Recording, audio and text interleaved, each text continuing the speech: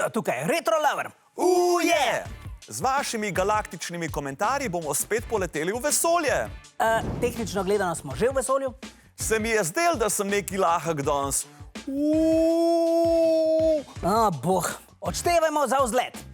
1999. 3, 2, 1, Začnimo!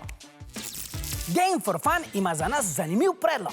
Napisal je, živjo, jaz sem hotel nekaj predlagati. Torej, jaz zelo rad gledam vaše videe, ampak so zelo kratki in jaz predlagam, da date 1 uro svojih videov, skečev, skupaj v en dolg video.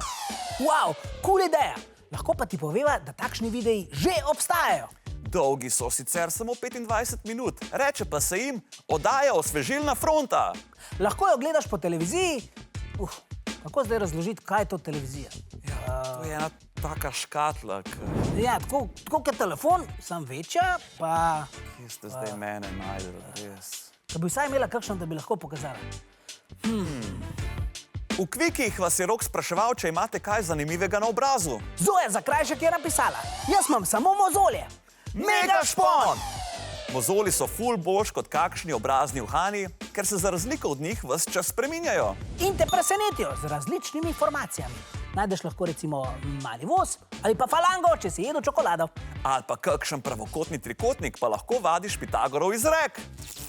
Žaka je zanimalo, kaj je najbolj romantičen trenutek, ki ste ga doživeli, in Smolko Govšek nam je odgovoril. A sem probal limono. Ulala, mon chéri.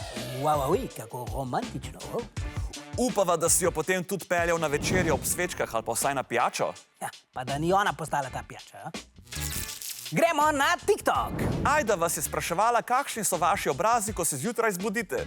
Roza Man je komentiral. Zgledam kot Šrek, sam problem je, da tak tudi ostanem. Silvester, a misliš, da nam je pisal ta prav Šrek? Kva? Pod videom, kjer nam policist Roman predstavlja policijskega psa, je Neja Zugaj komentirala. Sploh nimam psa, ampak mačko. Lahko pa bi bila policijska mačka.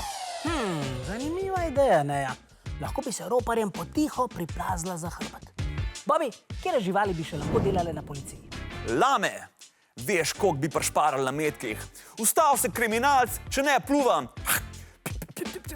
To pa je zmagovalni komentar tega tedna.